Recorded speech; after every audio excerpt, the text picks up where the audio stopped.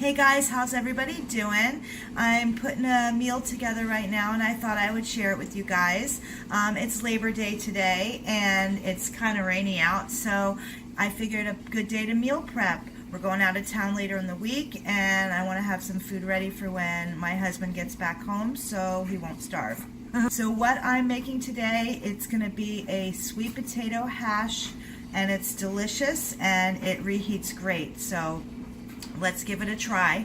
So what I'm using is 4 sweet potatoes, and these are the little ones, and I just scrub them off really nice, and then after I scrub them I cut them up into cubes, and I leave the skin on them.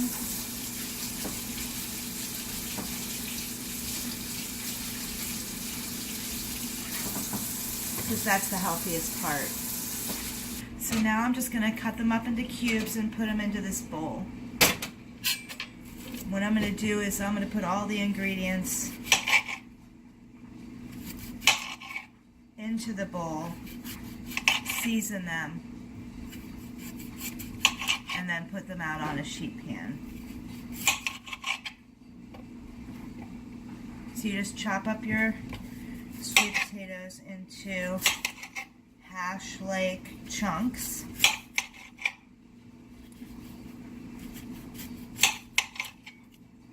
I'll take them and I just cut my slices into 4s. So the hash I make, it's like this size. And then I just cut them, throw them into the bowl.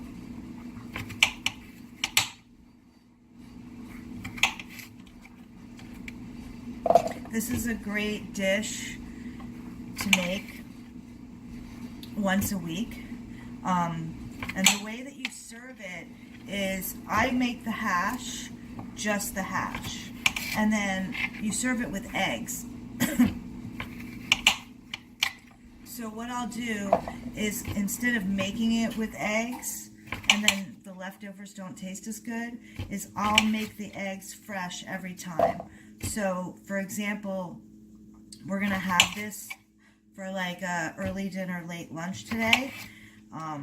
I try not to have carbs too late in the day, so we don't want to have them, too close to bedtime. But basically what we'll do is I will have hash, and then I'll fry some eggs. And we'll just each have 1 or 2 fried eggs on top of the hash. And then the hash you just store as a leftover, and every time you eat it, you can either eat it by itself, or you can just fry up some eggs real quick, or some scrambled eggs, or any other protein that you want. It's a great side. Okay, so while I'm assembling all the ingredients, I have the oven preheating, so you preheat the oven at 400 degrees. Now I'm just going to chop up an onion and add it to the sweet potato, the raw sweet potato in the bowl. So far I haven't seasoned anything yet. I'm just adding everything in.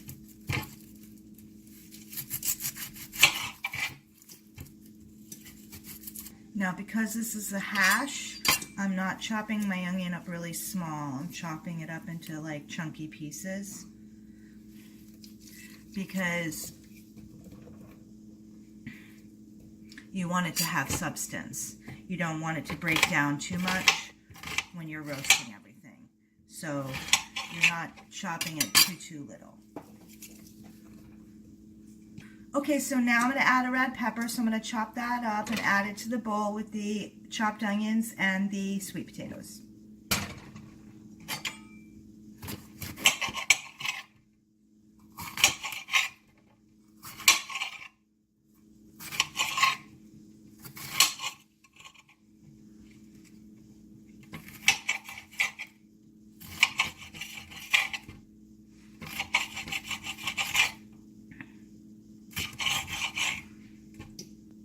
And again, this is a hash, so we're looking for more of rustic sized chunks. We're not chopping everything too small. Okay, so now that I have all the fresh veggies chopped up that I'm using, it's time to start draining the canned items.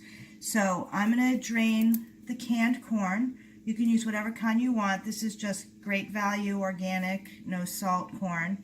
So I'm just going to drain that.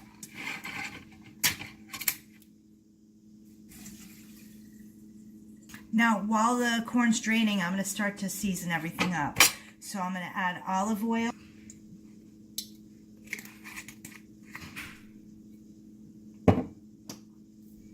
I like to use Crazy Jane's on everything in the world.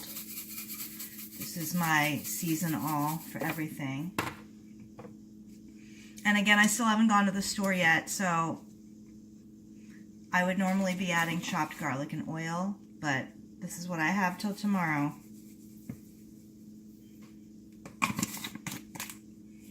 I'm also going to add a little turmeric.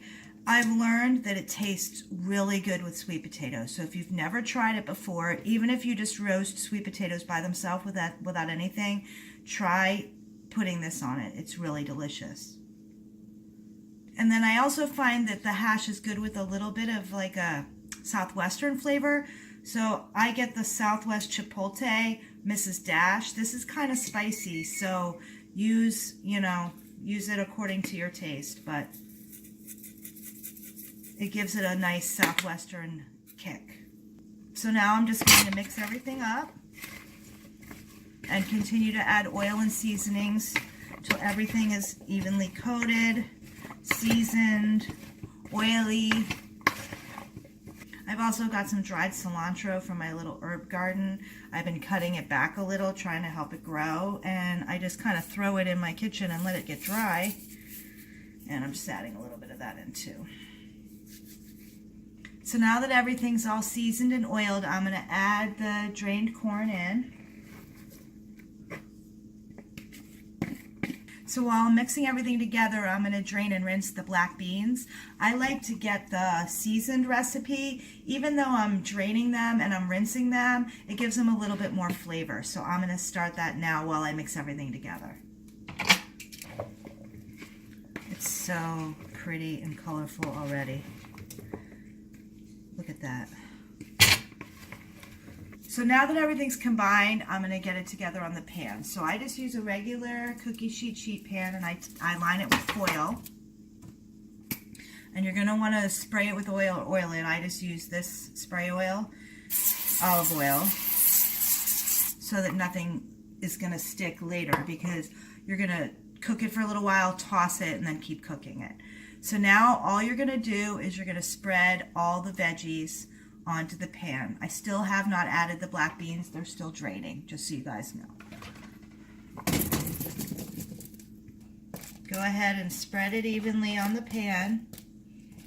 Again, this is everything except for the black beans.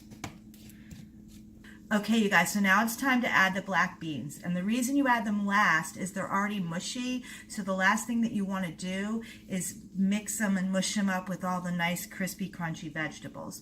So we're just going to use our fingers and literally sprinkle it on the top. So they're drained. And we're just sprinkling them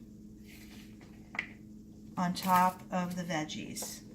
Okay, and it doesn't have to be pretty, just kind of evenly put them around.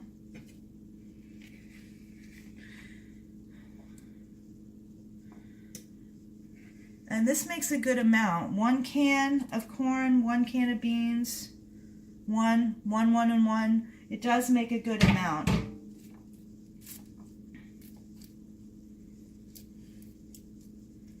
Alright, so let me show you guys what it looks like. Okay, you guys, so it's all ready to go in. I have my oven already ready. It's preheated at 400. I'm going to put it in for 20 minutes, and then I'm going to take it out, and we're going to toss it and put it back in for 20 more. Oh my God, you guys, I wish you had smell-o-vision. So my 20-minute timer just went off, so I'm pulling it out to stir it and put it back in. Oh my God. So now is the time to lightly stir it, and if you want to add, if it looks a little dry, spray it with some oil. If it looks like it needs seasoning, add it, and then you're going to throw it back into your 400-degree oven for another 20 minutes, and then it's done. Also, guys, be really careful when you toss it, because it gets mushy and it tastes better the crispier it is. Okay, you guys, the last thing you want is for this to get too mushy. So while I started it in the oven on the bottom shelf, my last 20 minutes, I'm putting it on the top shelf so it can get a little crispy. So this is what it looks like. I just pulled it out of the oven. Now I'm just going to fry up a couple eggs.